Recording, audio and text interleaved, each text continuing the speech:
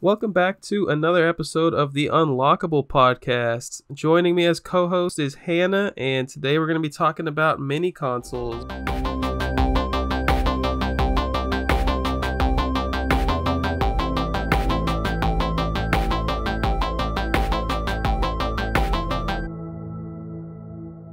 Hannah, how are you doing?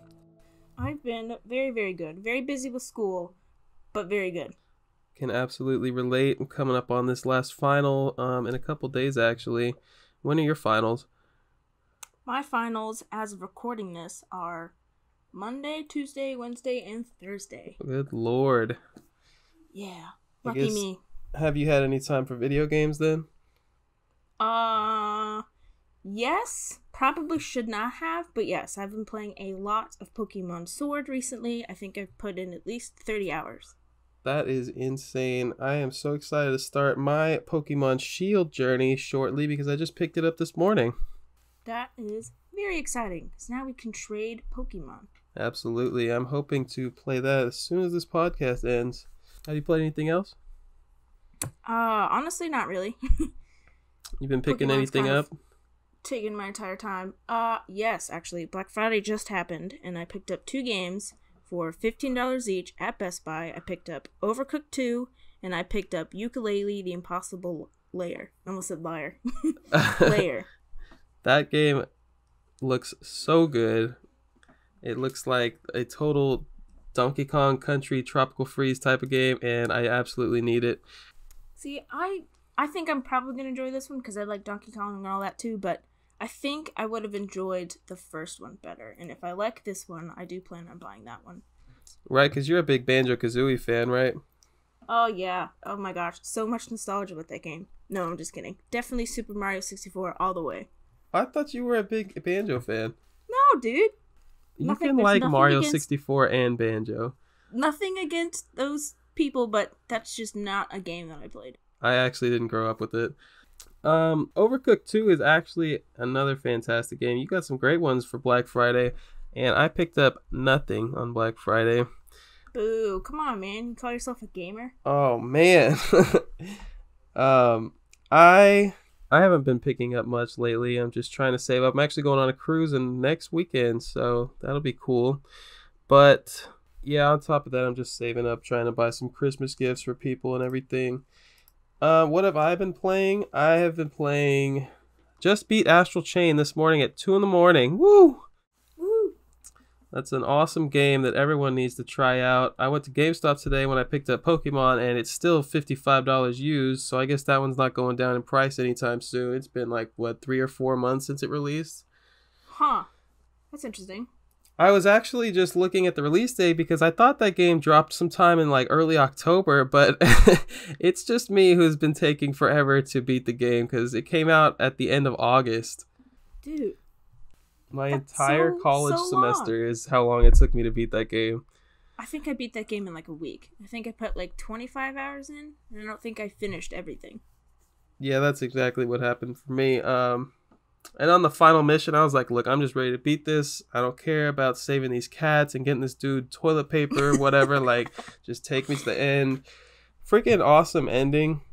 And then, yeah, I'm not going to spoil anything in case anybody plans to play it. But why don't we get into some news? I think at the beginning of every one of these podcasts, we're going to try to cover a little bit of news, just like the real highlights over the past month between each podcast. So starting off with Nintendo adds 4 new Super Nintendo games and 2 Nintendo NES games to the Nintendo Switch Online service, and they will be coming out definitely by the time this podcast is out. Can you tell me what those games are? Yes, for the SNES or SNES, there's Star Fox 2, Super Punch-Out 2, Kirby Superstar, and Breath of Fire 2. And for the NES games, we have Journey to Silius and Crystallis. Crystallis. We were having some major issues pronouncing and spelling those words yesterday when we were taking our notes. Yes, we were. A new glitch in Majora's Mask allows you to warp to a test room. It's crazy the things that are still being found in these games, like, 20, 25 years later? It's crazy. A speedrunner actually uncovered it by mistake. So that was interesting. Nintendo Switch is coming out in China. Woohoo! Nintendo is working kind with... of exciting. Yeah, heck yeah, it is. Nintendo's working with Tencent to release the console. And yeah, I think it's awesome. I think that more people that get to play the Switch, the better. And China's just got some weird laws, right? Yeah, I mean, and China's huge. They've got like 1.2 billion people there. So I think that's really, really good for Nintendo and their sales. Absolutely. I think they had like a 10 or 15 year ban on video games completely, right? I mean, what? Yeah, I think that from like 2000 to 2015 or something like that, they just had no video games. Maybe they just had PC, but I think you had to get video games off the black market in China for a while there. That is crazy. I did not know that. Sony confirms they will no longer be releasing handhelds. Good. Boo, Sony. I'm just kidding. She's not kidding. Sony had the PSP, the PS Vita, and from what I've heard, the PS Vita is an RPG powerhouse, and some people talk like, oh, it was ahead of its time. I've personally never played on a Vita. I had a PSP. It was actually my first PlayStation console, or handheld, whatever. It was my first PlayStation anything, and I loved it, but I think Nintendo needs to stick to the handheld game. I agree. Nintendo definitely beats out all the competition when it comes to handhelds. Legend of Zelda is coming to Super Mario Maker 2, along with some other new Mario things to add in there. That was a pretty cool reveal. I saw it on Twitter, and you saw the cool little trailer with Link coming out, and he's got the Master Sword. That's pretty cool. I actually haven't picked it up. I have Mario Maker 1, and I just didn't put enough time into it to buy the sequel. I also don't have it. Really? Yeah. I don't know. I also bought the first one on the Wii U, and I just didn't play it that much. Maybe it's just because I'm not creative enough to play it. I don't know. So the Analog Pocket was announced, I think I think it was like right after our last podcast, and it promises that the Pocket will play every Game Boy Color, Game Boy Advance game right out of the box.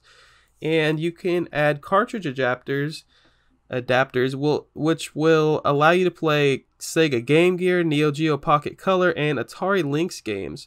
So that's pretty freaking cool, actually. I'm not an emulation guy, and I'm probably not going to pick this up. But for people that don't want to buy, like people that aren't collectors, people that don't want to buy and play on the actual hardware, maybe it's too expensive, this is a really cool way to go. Yeah, that is really neat. That's not something that I'm interested in, but like you said, I mean, lots of people who are into emulation will definitely love that. And you'll finally get to play a Game Gear game with a freaking backlit screen. So there's that. Resident Evil 3 remake officially coming out. Woohoo! Those scare me too much, so I don't play them, but good for you RE fans. I feel that. I've played one Resident Evil game in my entire life, and yeah, I've heard Resident Evil 7 did great, Resident Evil 2 remake did great, so it only makes sense that Resident Evil 3 would get a remake. Speaking of Pokemon Sword and Shield, they sold over 6 million units worldwide in its launch week. My gosh. That is absolutely insane. That is insane, especially after the freaking controversy that surrounded it. The absolute hatred people had for it before it even released. Yep, and it still did amazing. So good for Pokemon, good for the Pokemon Company. Amazon reportedly announcing game streaming service next year. I guess to compete with Google Stadia. Do you think that that's our future, Hannah? Unfortunately, yes, I do. As much as it pains me to say it as a physical collector, yes, I do think that's where video game streaming is going. Yeah, absolutely. I mean, eventually, we're going to see it in our lifetime that there is not going to be any more physical media. Everything's going to be streaming. Eventually, you will be able to collect every single video game ever made because they won't be coming out anymore. Yay, well, that's a plus. In Japan, Nintendo Switch outsells the PS3's lifetime sales. Woohoo! The Switch has now sold over 10.4 million units in Japan, and as of 2016, the PS3 had sold 10.2 million units. So that's pretty awesome. Nintendo Switch keeps breaking records. Yep, that is very, very, very, very good to see. Not that it's surprising at all, because, you know, Nintendo's awesome and so is the Switch, but, you know, it's good to see. Valve announces a Half-Life sequel, and, oh, it's a VR game. Everyone's been waiting for the Portal 3 and the Half-Life 3, and everyone knows it's not coming. So I don't know why anybody gets their hopes up, but at least this VR sequel looks pretty cool. I don't know how soon everything's going to turn to VR or if it will ever be completely VR, but I know a lot of companies are trying. PS4, Oculus Rift. Anything to say about that? Not really. I will say that I think VR is super duper cool and I would absolutely want to play them, but they're so expensive. They are really freaking expensive. I mean, would I rather have, I don't know, like 15 Nintendo Switch games or a VR headset? Yeah, it's pretty obvious to me. You know? Are you telling me that you're not playing Nintendo's current VR? I also don't have the VR Labo. Not because I didn't want it, not because it doesn't look cool. It's just you don't support Nintendo, I get it. No, I didn't want to build it. I have 2 of the other Labo kits that I have yet to build. I would totally pick those up if I saw them for cheap at Walmart or something. Pretty sure I got mine for like $10, so I was like, nah, why not? That's a good deal. Finally, the Google Stadia launches, and it is absolute trash, apparently. And apparently, it is still trash. Have you heard anything good about this? No, that is not something I think I will ever pick up. I'm not interested at all, and I think people have the right to hate it, because it really is awful. I have not heard a single good thing about it, and I don't know how Google's going to recover from that one. Yeah, I don't know. That's a good question. So let's go ahead and get into our topic of today's show, which is mini consoles. Woohoo! So do you own any of these mini consoles? I do, actually. I own more than I thought I did. So I have 2 of the NESs, 1 of the Super Nintendos, and then I own a PS1 Classic, and then I also was gifted the Atari Flashback. I think it was the 3rd model, a few years ago, and then I also have it's like the same thing, it's the Atari Flashback, but it's like the handheld version. I don't know if you've ever seen those. I so have. I can't wait to talk about those. I have one of those, but that's it. I don't, that's way more than I own, because I don't own any of them. I have some plug and plays from the early 2000s. I don't own the NES, the Super Nintendo. I don't know. I'm a personally, I'm the type of person that wants to own the actual cartridges and the actual hardware, and most of the games that are on these consoles really aren't too far out of like reach. And the way I look at it is $80 on a Super Nintendo Mini could go towards, you know, $80 on 1 or 2 of the games on there, complete in box or something. But that's just me. I totally understand the appeal.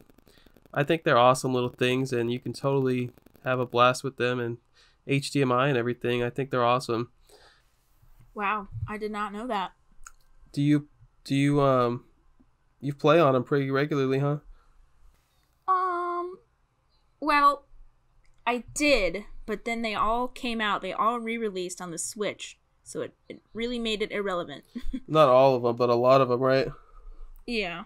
I mean, a lot. I mean, the ones that I would play, you know, like your Link to the Past, or like your original Zelda, or your original Mario's and all of that. They all re-released. That's true. So we want to start off with some plug and plays and talk about games and everything that came before the NES Mini. We are going to hit you with some plug and play facts.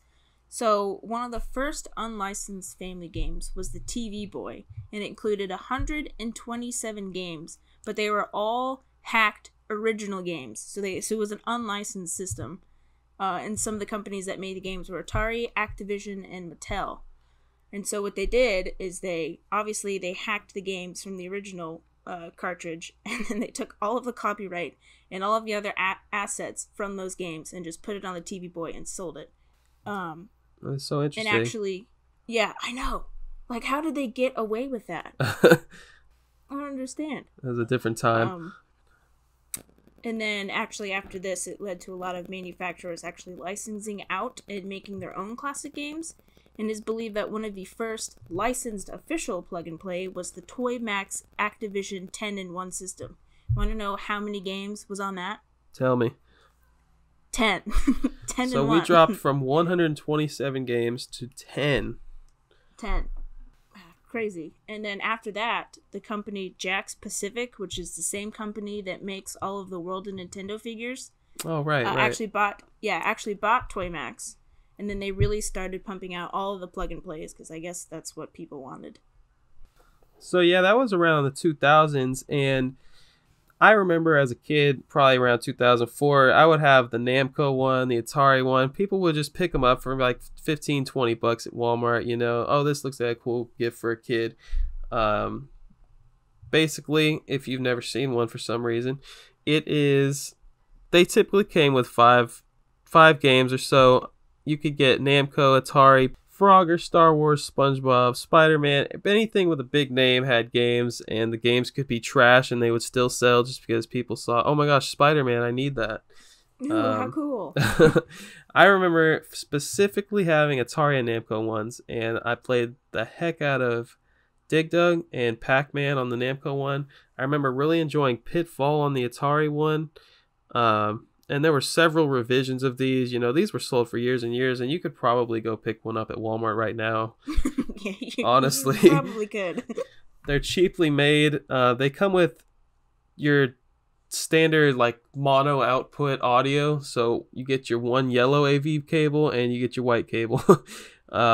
And I remember, maybe that was just me, but my AV cable would wear down until you just couldn't see the game on your screen anymore. Maybe I overplayed my Namco one. Did you have any of these as a kid? Actually, no, I did not. I didn't have any of these. Although I do remember seeing the SpongeBob and the Spider-Man ones in store. I was like, wow, those are kind of cool. I was like, Mom, buy this for me. And she's like, no, you don't need those. No, you have the real Nintendo stuff at the house. Yeah. I think it was a great way to get kids into classic games because that's probably where I got my love for arcade games all the way back then. I'd like to think I'm still pretty good at Dig Dug. And then we had At Games consoles, or AT games. I've heard it pronounced both ways. You might have seen these at the same types of places that you would see these plug and plays at. So freaking like Dollar General will sell these. I don't know if that's a nationwide store. Do you have Dollar General? Yes, we do. Okay, well, Dollar General, Bed Bath & Beyond, like places that shouldn't be selling video games had these, and that should tell you something right there. They're extremely cheap, poor quality, usually packed with 40 great games that don't function properly, lots of lag, nobody wants to play them. Bad music. Mm-hmm. Oh, yeah. Some consoles that I remember, and I did a little research. There's the Atari Flashback, the ColecoVision Flashback, Intellivision Flashback, and I know At Games worked with Sega to make a bunch of different Genesis models, and every single thing I just listed is pretty much garbage. They're playable, I guess, but from what I've heard, the Genesis models can't even keep up with how fast Sonic is. The Atari ones, right? Like Sega's freaking mascot. I remember, I think I played an Atari one or something, but the controllers are wireless for these consoles, and they use infrared, which is the same thing your TV remote uses. And you have to point your TV remote at your TV, right? So you have to point this controller at the console, and I don't know, sometimes I like to cover up with a blanket, so I can't do that with my controller under the blanket. Sometimes I like to move because, I don't know, sometimes I want to turn the wheel in real life when I'm playing a racing game, even though there's no wheel. So I might move the controller away, and the infrared just won't line up, and you will not have your... Like, it's not Bluetooth is what I'm trying to say. You know, it's not going to receive your button push. Yeah, something fancy. Nothing fancy. Right. The cheapest of the cheap. Up until about 2017, that was all we... Or 2016, that was all we had. And tell us what came out in November of 2016. Drum roll, please. The NES Mini Console. Woo. Or, I mean, I guess in North America it's called the Classic, but I kind of like the Mini Console better because it really is mini. So this obviously was produced by Nintendo, and it has 30 Nintendo games on it. And actually, something that I found out while researching is that the Japanese and the North American release have different games. Did not know that. I did not know that as well. And so actually there's 8 different ones. and I'm going to try to read them without butchering the names too much. I'm excited. The Japanese version, the Japanese exclusive were Atlas no Nazo, and then there's Downtown Neketsu, Koshinkoku Soreyuke Daiun Dokai. Wow. Wow is right. Then there's Final Fantasy III, NES Open Tournament Golf, which is a really random choice. I guess Japanese people like golf. I don't know. Then there's River City Ransom, Solomon's Key, Tsupari Ozumo, and then anyone's guess for that one. Yia R Kung Fu. That's not even Japanese. That must be Chinese. And then the North American exclusives are Bubble Bobble, Castlevania 2, Simon's Quest, Donkey Kong Jr., Final Fantasy, Kid Icarus, Punch-Out, featuring Mr. Dream, Star Tropics, and Tecmo Bowl. I can see why Japan didn't want Tecmo Bowl, because we didn't even want it. Yeah, but they got golf. That's so weird. That is weird. They also got River City Ransom. I feel like that is ported to everything nowadays. And they didn't get Final Fantasy. I thought that was really big over there. I guess not. Maybe it's bigger over here. I actually don't know. I have no idea. I'm with you though. I would have thought it was bigger in Japan. I mean, we got Donkey Kong Jr., which I don't know. That's so odd. I don't understand why. I don't get it. So I actually have. Well, I think it's interesting, but we'll see if you guys find that it's interesting or not. But I waited in line for the NES Classic. Well, first, I heard rumors about it. I think everyone did. And everyone's like, I don't think Nintendo will actually do that. And then they actually announced it. And people were, like, so excited about it. I think a lot of people, were interested in it for the nostalgia. But that's not really why I bought it, because I don't really have any nostalgia to the NES, because I obviously wasn't born when it came out. But I bought it as a collector, because I don't think I'm going to own that many NES games. Like, if they come around and they're cheap, I'll obviously pick them up, but I wanted to play them now, and this is before obviously the Switch and SO came out, so couldn't play them there either. So I was in Tallahassee. We were up here for a football game, and it was going to be released on the 11th, and so I woke up super early, like 6 o'clock, before all of the stores opened, and I don't know how, but I'd convinced my mother and my father to help me out because I really, really wanted it, and I didn't get a pre-order. I don't know if they offered pre-orders. Anyway, I didn't get a pre-order. And so we went to Target first because that was the closest to where we were staying. And there was 6 people outside. And I was like, oh, okay. 6 people, there's probably a 7th. I got that. And so the Target opened and they only had 4 in stock. And I obviously didn't get it. Man. So then I'd convinced my mom and my dad to go to Toys R Us in GameStop, and I was gonna wait in line at Best Buy because they all opened after Target did. Mm-hmm. So I was waiting in the line at Best Buy, and it was really organized. There's some lady who was camped out front, and she'd brought donuts for everybody, and she's like, "Oh, you want a donut?" Oh my gosh! Like, no, I don't take food from strangers, but thank you very much. And so Best Buy was really, really organized about it. They had these pieces of paper printed out, and it had like a number in the corner, and it corresponded to like what number in line you were. And so I think, I don't know, I think I have a picture of it, but I think it was like number 17 or something, or 12 out of 20. So I was definitely going to be able to get one. And there was a 2 limit, like you could buy 2 of them, 2 consoles per person, but I wasn't going to be that person, so I only got 1. So I was sitting there for like, oh god, it felt like a long ass time. I was there for like an hour and a half, and everyone, there was like 40 people showed up, and by the time like it opened, there must have been like 40 people outside, and I don't understand what they were waiting for because there was only 20 there. So I don't know. I don't understand. So I was waiting there, and I got a call from my mom, and she said that she had gotten one. I think she went to Toys R Us. Your family is awesome. And so she was the one that went to Toys R Us. She said she literally walked in, walked out, and I was like, oh, that is awesome. And then my dad called me shortly after, and he says, yeah, I just walked into GameStop, and I also bought you one. So I have 2 of these things. And so I still had my ticket in line. And so I just was like, hey, like, I don't need this. And so I gave it to the person that was not next behind me, but like the 21st person in line. So I gave it to him. Well, that's why if there were 40 people there for 20 consoles. Yeah, I mean, I guess, but I mean, even the person in the last spot of the line. Hold on. I like how there was this nice lady there trying to give you a donut, and you were like, no, I'm okay. Like, I don't want, like, you act like she was trying to eliminate the competition or something, drugging the donuts. Well, you know, I didn't think of that at the time, but she might have. She absolutely might have. So the best part of the story was, you know how I said that Best Buy had a 2 console limit per person? Right. Well, before my mom and my dad had called me telling me they had already gotten theirs, some guy came up, pulled out in like a freaking, not a Tesla, but like one of them fancy cars like that. And he says, I will give whoever gives me their ticket $200. Oh my gosh. Yeah, and I was like, well, I want my console, so I don't want that. And I only took one. So there were people in the line who had 2, and nobody took it. Everyone was like, nah. No way. I don't want your $200. Yep. So I could have offered my ticket and gotten $200, but I didn't. Yeah, like... And I should have, because my parents already had theirs.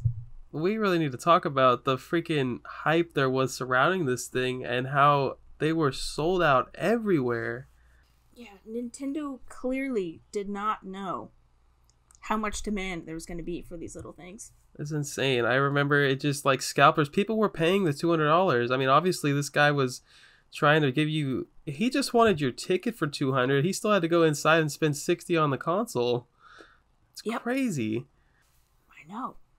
I mean, I guess if you really wanted it that bad, then... I don't know. If you have the money, you know, I guess it's worth it. But not for me.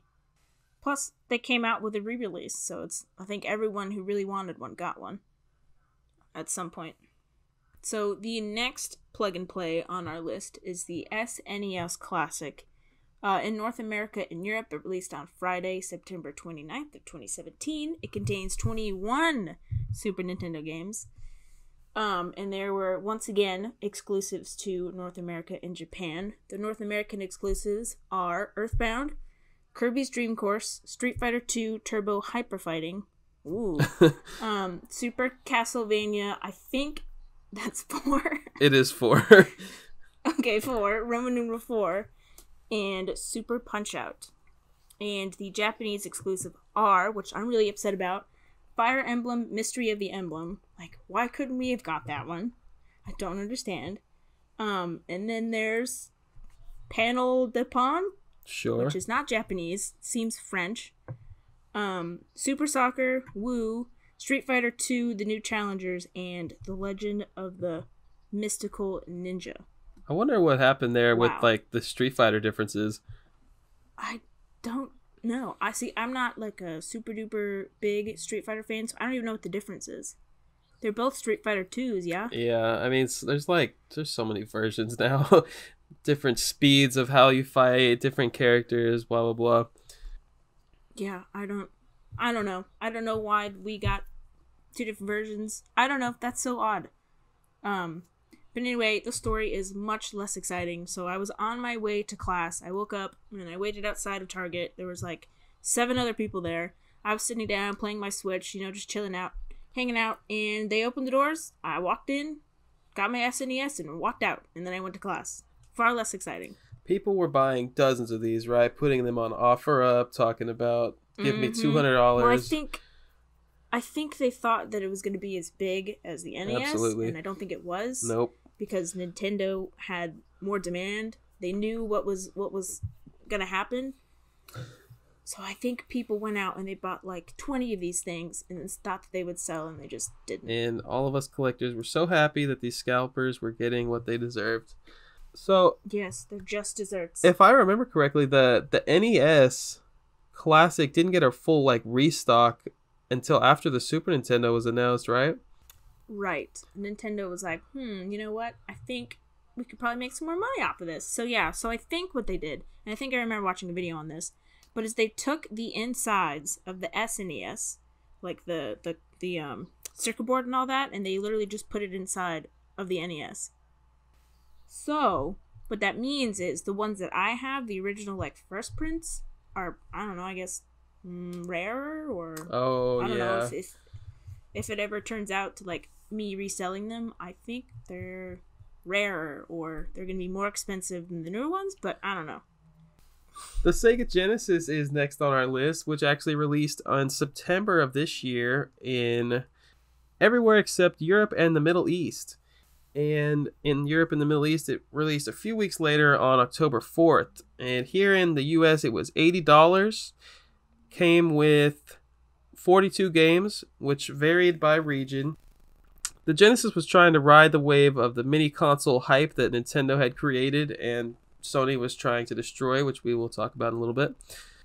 In the US, it's the Genesis Mini. Obviously, it's the Mega Drive Mini everywhere else. It's based on the Genesis Model 1 console. Comes with 2 USB controllers.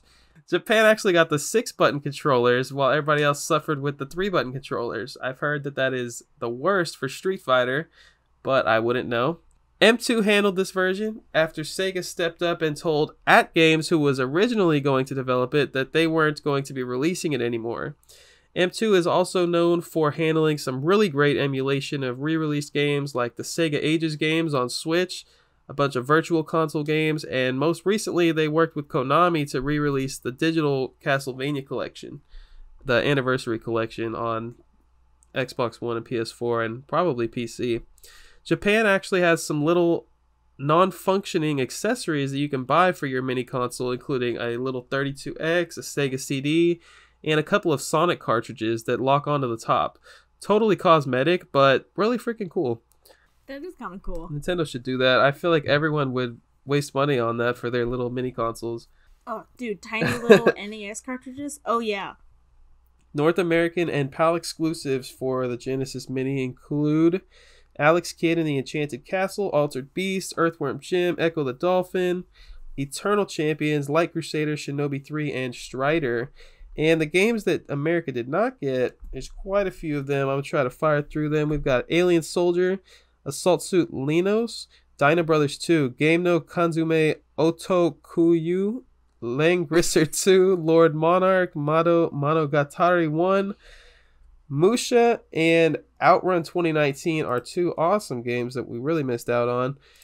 Party Quiz, Mega Cube, Powerball, Puyo Puyo 2, Puzzle in Action, Rent a Hero, Shining Force 2, Slap Fight MD, Snow Bros, Sword of Vermilion, The Hybrid Front, The Revenge of Shinobi, and Yu Yu Hakusho.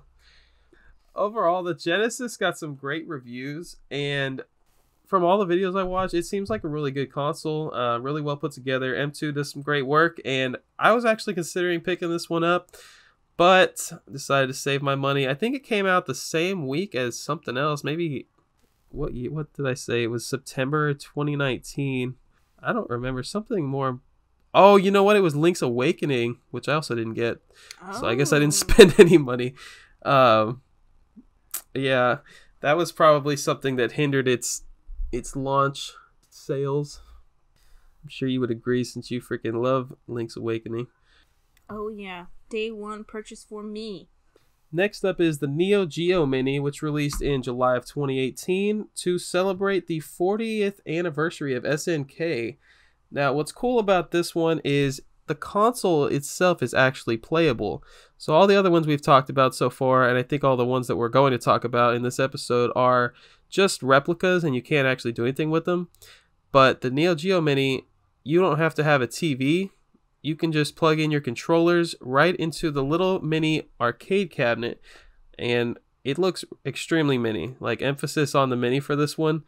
I'm not sure you would want to play the games on that little tiny screen. And even if you don't have controllers, you can play with a joystick and 4 buttons that are on the front of the arcade cabinet. Have you ever seen this thing? No, I have not. It's a pretty cool little thing. I was really considering getting this one as well. Came out for $140, and it can be purchased. What? Yeah, it can be purchased for way cheaper now. I almost picked it up when it was at $50 the other day, but I'm really just trying to save money, trying to help out. I mean, I'm trying to get gifts for people, but came with 2 controllers, a bunch of Metal Slug games, Samurai Showdown galore, Blazing Star, King of Fighters, a bunch of those. Lots of Fatal Fury.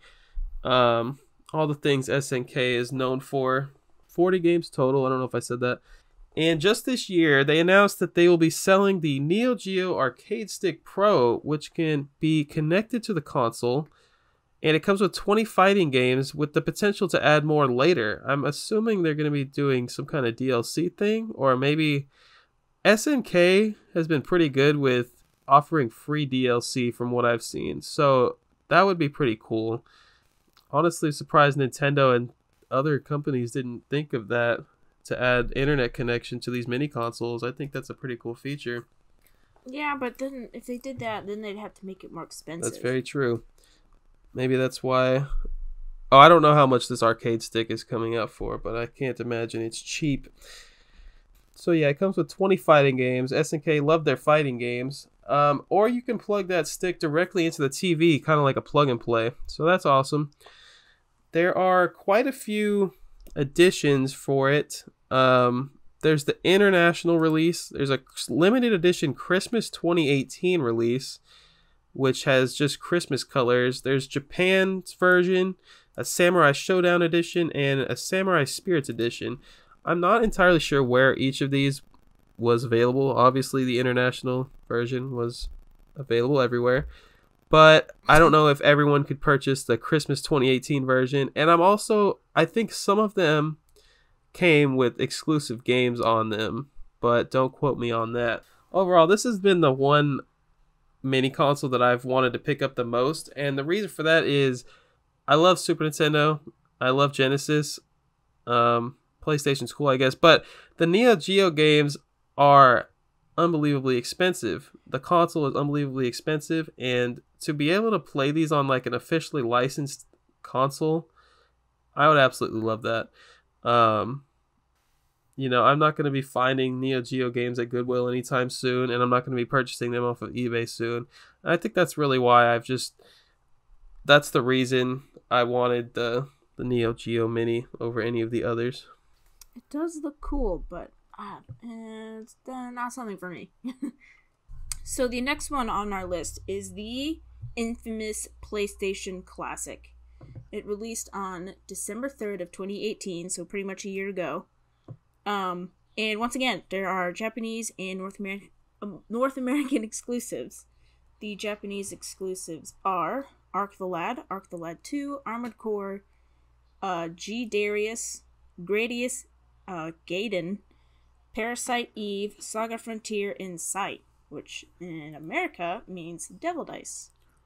And then the North American exclusives are Cool Borders 2, Destruction Derby, Grand Theft Auto, Odd World, Abe's Odyssey, Rayman, Siphon Filter, Tom Clancy's Rainbow Six, and Twisted Metal.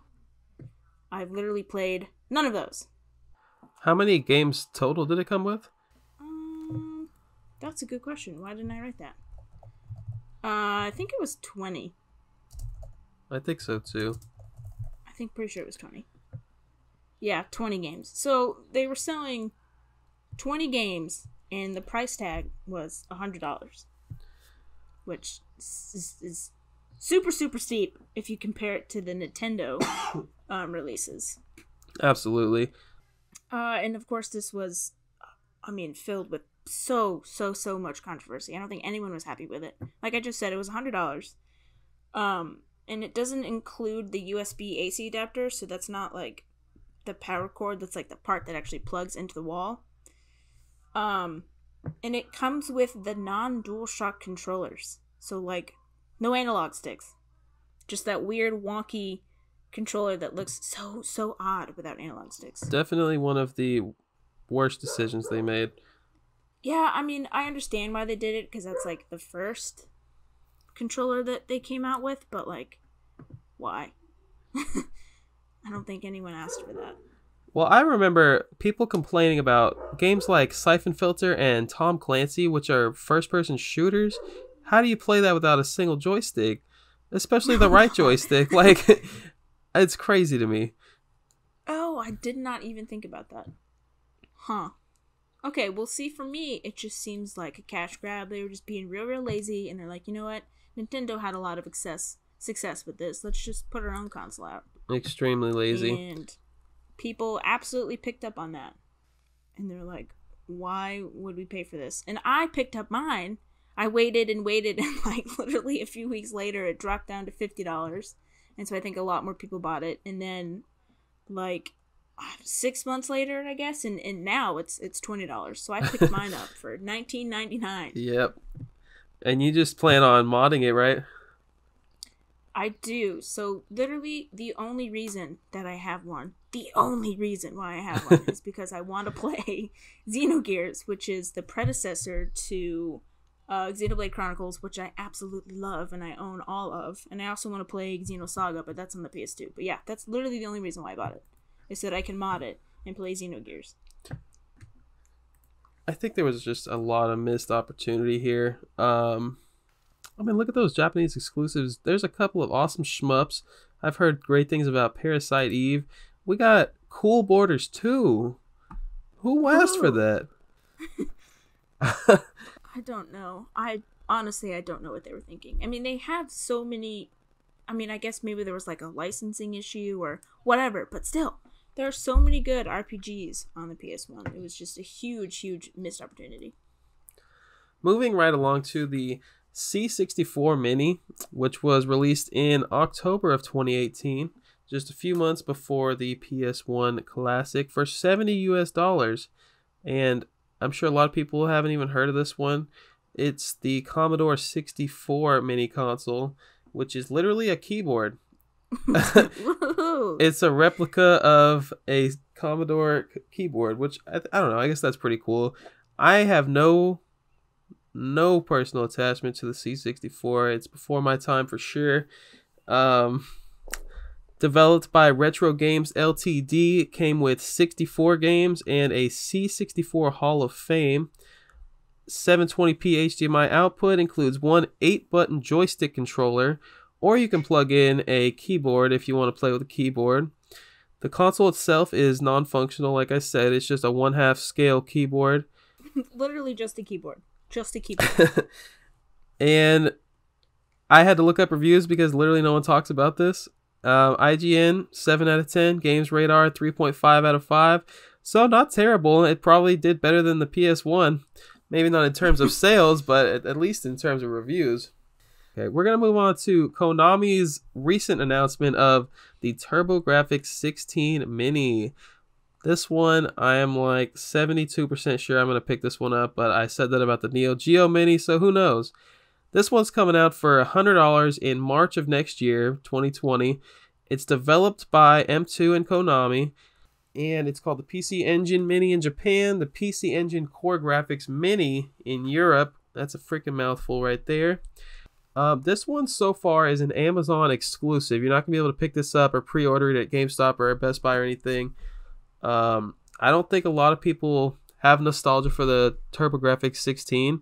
The reason I want to get this one is the exact same reason I was saying for the Neo Geo.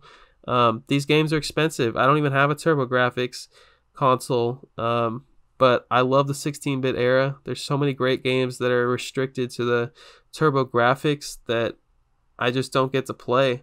I would love to play them on an officially licensed console. Big games included Bonk, all the Bonk games, and Air Zonk and all that. Castlevania Rondo of Blood, Snatcher, a few Gradius games in there, Lords of Thunder, and a few different Bomberman games. I believe it comes with one controller, no AC wall adapter, just like the PS1, and a total of 57 games. And what's really freaking cool, the games included are not just from the TurboGrafx 16, but they're also including TurboGrafx CD games.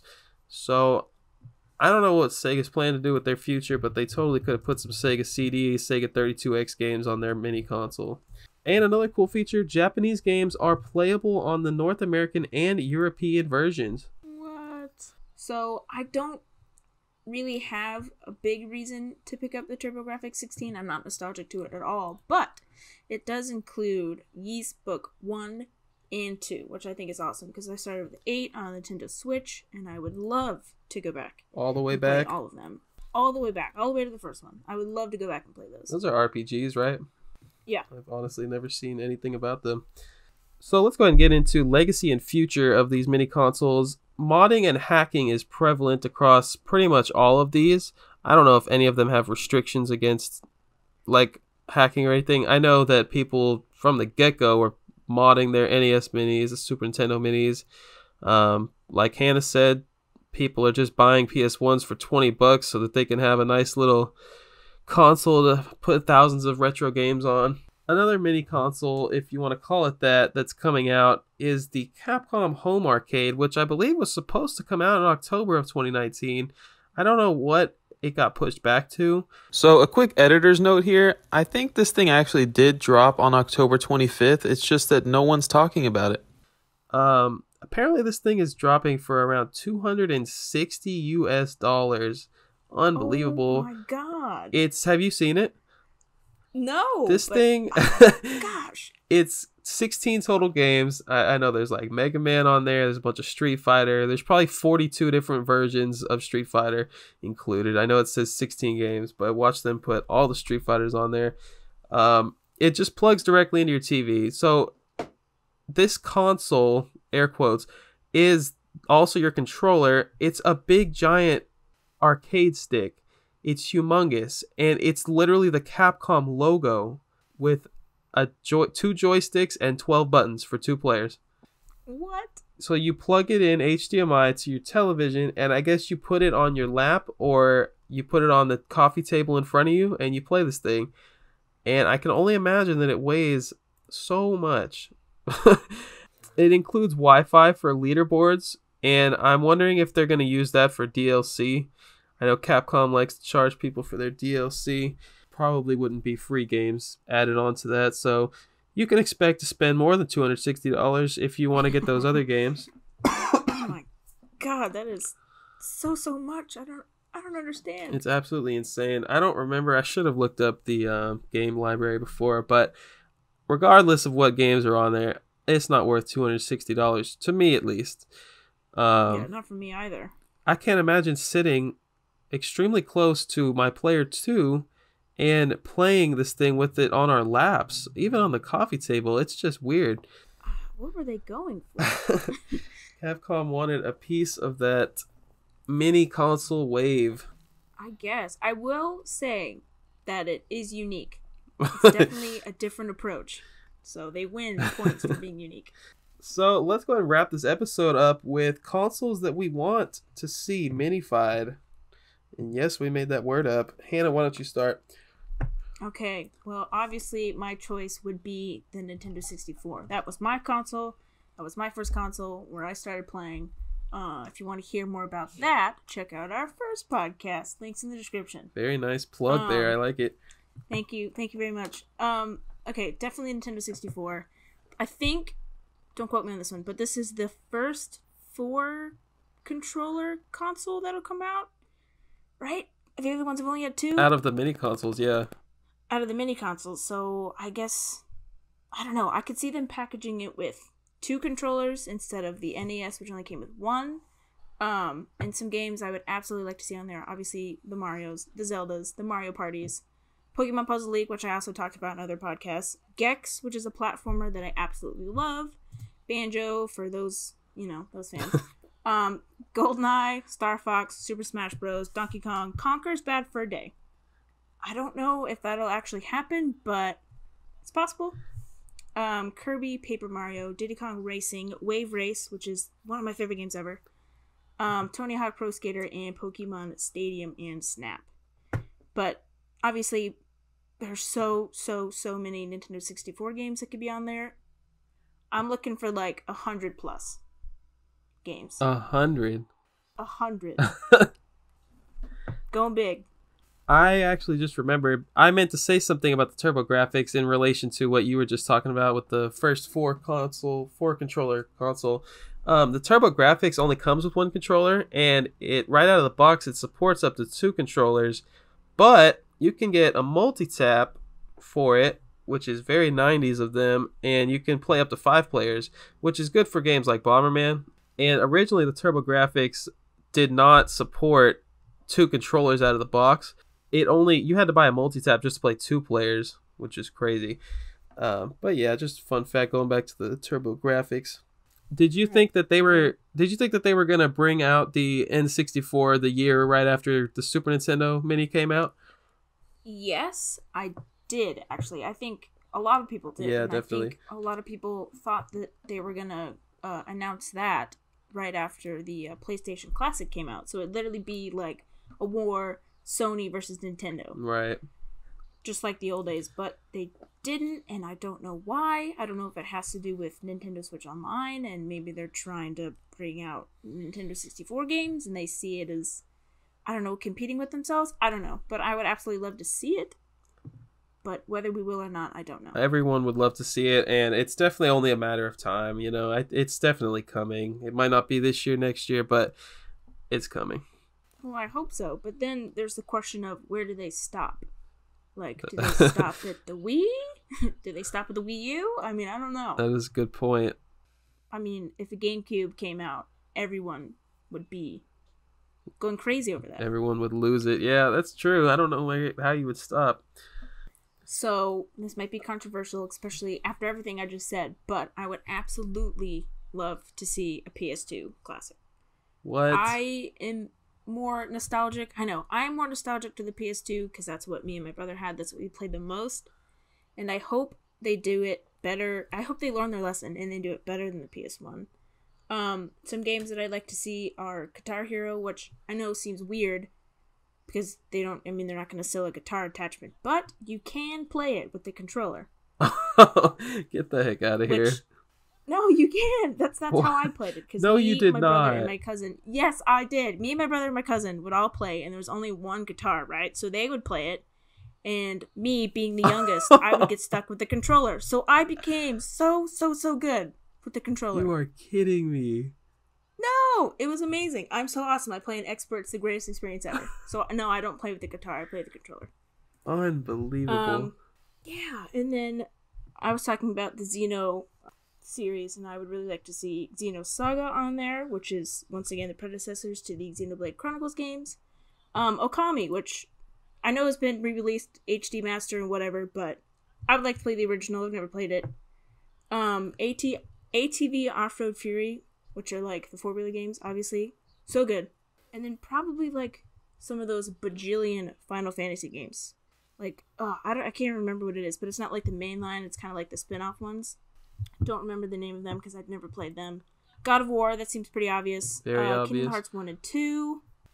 Whatever the heck the Dragon Quest games are, I don't even know. So many numbers. So many.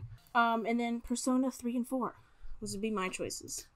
I think you're really taking a stretch out there with Guitar Hero, and no one wants to play it on a controller, just so you know. I don't think so. You know what? If you want to play the PS2 Guitar Hero games on the PS2 controller, please leave a comment below. Yes, please do. Support me in my weird controller preference. I think if Disney allowed it, they would totally have Kingdom Hearts on there. But honestly, I don't think Sony's going to be coming out with another mini console like next year, or I don't know when they would come out with a PS2 console. If they were, I would really want them to do it right. Yeah, absolutely. I would hope that they would learn. I guess I could always modify it, but I don't know. That just seems like I have to do more work. Well, as far as my choices go, you guys already know that I don't have any of these consoles, but if I wanted to see some consoles mini-fied, it would probably be consoles that have libraries that are extremely expensive to collect for, the Saturn, the Dreamcast, and then just like, this one's not expensive, but the Game Boy would be cool. I feel like no one's like talking about handheld minis, and I don't know if Nintendo would ever do that, but I don't know. How do you feel about that? I don't know. See, that's weird because the plug and plays that we've talked about are all like home consoles and they hook up to the TV. So if they made the Game Boy one, would you hook it up to the TV? Oh, heck yeah. And the Game Boy would be the controller? I don't know. That is weird. I didn't even think about that. I guess I would want it to be like the Switch where you can have it docked or you can take it on the go, which is probably already a big heck no from Nintendo. I don't think so. And then, I don't know, things to think about. But Saturn, games like the freaking Panzer Dragoon games, no one really wants to play those Saturn Sonic games, but I guess you would have to put them on there. So those are our choices. What console do you, the audience, want to see minified? What games would you like to see on that console? I'm sure a lot of you agree with Hannah because everyone needs Guitar Hero on the PS2 Classic that is coming out next year. No guitar controller included. Let us know in the comments below. My name is Christian at ThatGamerNerd on Instagram, and you can follow Bird Dog Gaming everywhere else at Bird Dog Gaming. And Hannah, where can the people find you?